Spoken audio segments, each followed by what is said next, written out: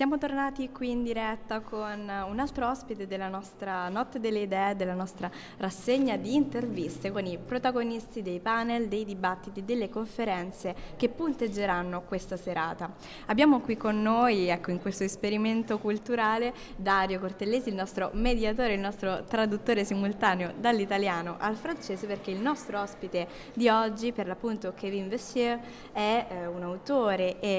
francese, nonché fondatore dell'account FC Geopolitics su Twitter, ecco, ed è specializzato in analisi politica, analisi sociale, economica sotto la lente di ingrandimento del calcio, quindi un tema interessantissimo, strettamente connesso con questa edizione della Notte delle Idee. Eh bien, bonsoir, merci de l'invitation en tout cas. Grazie per essere qui con noi. Ecco, per l'appunto, come fondatore di un media di questo tipo su una piattaforma come Twitter, parlando però di geopolitica dello sport, ha trovato o trova difficoltà a sintetizzare temi così complessi nei 180 caratteri? Et come si supera magari uno ostacolo del genere? Alors c'est vrai que quand j'ai créé le média Football Club Geopolitics, l'attrait de Twitter c'était ce côté effectivement de faire finalement des phrases courtes pour expliquer de manière synthétique les enjeux internationaux, en plus par le prisme du sport, qui est un véhicule qui est en tout cas plus facile pour aborder les enjeux internationaux. Par contre, après, le risque, effectivement, c'est de finalement avoir quelques écueils, d'être trop finalement dans finalement, comment dire, des enjeux qui peuvent être parfois trop faciles ou finalement synthétisés de manière trop formelle, mais c'est tout en tout cas l'enjeu en tout cas que je fais avec le FC Geopolitics. Si après j'arrive pas effectivement à développer ces différentes notions par 280 caractères, par le format qu'impose Twitter, je pousse en tout cas vers d'autres liens, vers d'autres plateformes pour pouvoir approfondir ces sujets. Et donc finalement, moi ce que je fais avec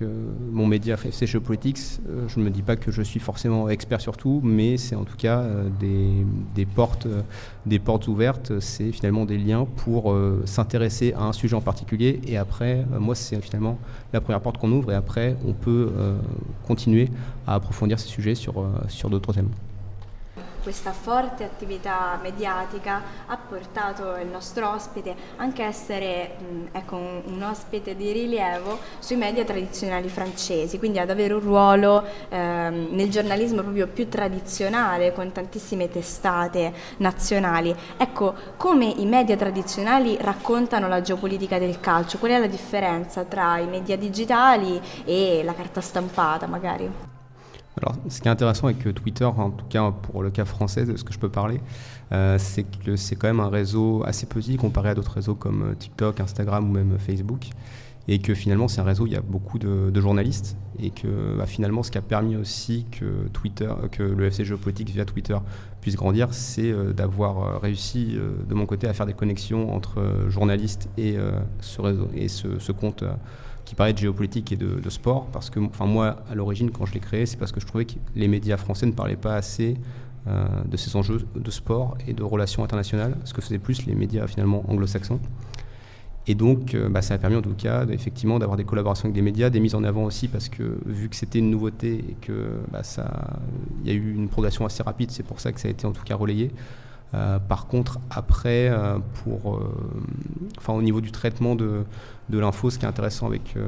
les réseaux sociaux, c'est que vu qu'on est assez libre, on peut modeler l'information comme on le veut. Moi, du coup, j'ai fait mon format de Fred,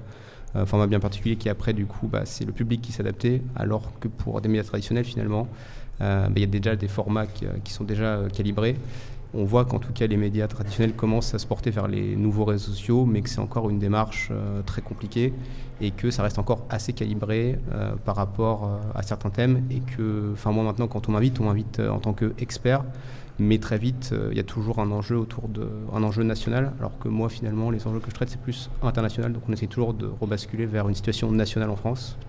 et c'est ça qui peut apporter un petit peu une différence.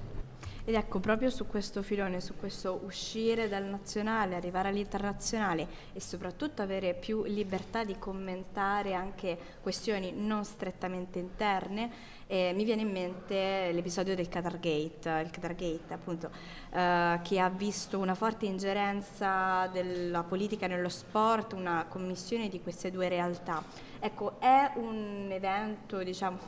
piuttosto uno scandalo che ha seguito il nostro ospite. Volevamo capire questo et capire anche magari come in caso lo aveva trattato. Alors effectivement pour la Coupe du Monde 2022 au Qatar, c'était un sujet majeur effectivement de l'an dernier, surtout que c'était le grand événement sportif international et une première parce que ça avait lieu dans un pays qui était finalement un pays du Golfe Persique, c'était une première pour cette compétition-là. Et il est vrai que, en tout cas, ça a généré beaucoup d'enjeux, de par le contexte aussi finalement, où on se pose beaucoup plus de questions sur comment les grands événements sportifs internationaux sont organisés, tous les enjeux qui les entourent, notamment des droits humains et l'enjeu aussi écologique dans un contexte de réchauffement climatique. Et donc là-dessus, moi de mon côté, j'étais obligé de le traiter, mais avec l'UFC Géopolitique, je le traite toujours d'un point de vue, je dézoome un petit peu pour qu'on ne soit pas en tout cas que dans la controverse et le débat, et qu'on ne soit pas que dans un discours où on se dit il y a une Coupe du Monde de Qatar, c'est pas nos valeurs entre guillemets occidentales, donc on le boycotte. Et donc moi toute l'idée c'était d'expliquer, en tout cas je l'explique dans un de mes livres, pourquoi est-ce que le Qatar a voulu avoir cette Coupe du Monde dans un enjeu finalement d'existence internationale et de rivalité régionale, et aussi de prolonger la question parce que le cas du Qatar certes était dans l'île du cyclone au cœur du débat médiatique, mais derrière ça va poser d'autres enjeux qui vont en venir puisqu'il y a d'autres pays finalement qui n'ont pas les mêmes attentes en termes de droits humains et écologiques que les pays occidentaux, qui vont vouloir aussi organiser des événements pour briller grâce à ces événements comme la Coupe du Monde. Et en tout cas, ce qu'a démontré la Coupe du Monde au Qatar, c'est qu'effectivement, il y a eu beaucoup d'enjeux, beaucoup de controverses, mais que finalement, une fois que la compétition a lieu, on n'en a plus du tout parlé, et que maintenant que la compétition est passée, même on n'en parle plus du tout. Et ce qui va être intéressant, ça va être de voir un peu les contre-exemples avec les Jeux Olympiques de Paris et de 2024 et ceux de Milano Cortina en 2026, qui vont en tout cas mettre au cœur du sujet la dimension écologique et aussi des droits humains. Effettivamente è una riflessione importantissima, e per chiudere io farei una domanda proprio restando sul tema delle coppe mondiali, perché ecco, il nostro ospite è autore di una pubblicazione molto importante sul tema, ovvero 22 storie insolite sulla Coppa del Mondo di calcio. Ecco, parlando di storie insolite, magari nella fase di ricerca documentale, qual è stato l'episodio, l'evento storico più difficile ma più interessante da approfondire, così per dare una pillola, una curiosità su questa fantastica opera? Dans les sujets que j'ai pu aborder avec l'UFC Géopolitique, ce qui m'a le plus intéressé en tout cas, c'est toutes ces histoires autour finalement de petits pays qu'on ne connaît pas et qui utilisent le sport et surtout le football parce que c'est le sport le plus mondial pour finalement s'en servir comme d'un moyen pour exister d'un point de vue international. Et donc là-dessus, où j'ai appris en tout cas le plus de choses, déjà aussi sur les pays que je connaissais peu, ça a été le cas notamment pour le Groenland qui du coup utilise le sport pour être indépendant vis-à-vis du pays du Danemark. Donc ça c'est quand même un élément important, et aussi d'autres enjeux, notamment je pense en Océanie avec pas mal de territoires, notamment les îles Tuvalu, qui utilisent en tout cas ce sport pour montrer que le réchauffement climatique impacte ces territoires et que c'est finalement des petits territoires qu'on s'intéresse peu mais qui sont voués à disparaître du fait des conséquences climatiques.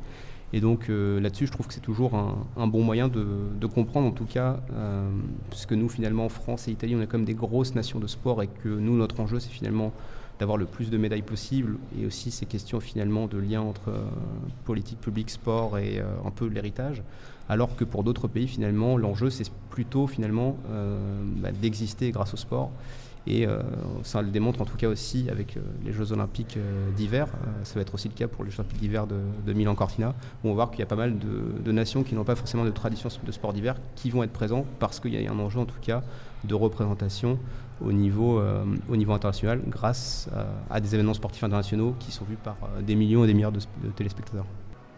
Benissimo, benissimo. Io volevo ringraziare il nostro ospite per questi spunti preziosissimi e anche un grazie speciale al nostro Dario per la traduzione. Nessun problema. Merci, merci Kevin Vessier d'être Merci venu, beaucoup. d'avoir été là avec nous. Buonanotte delle idee.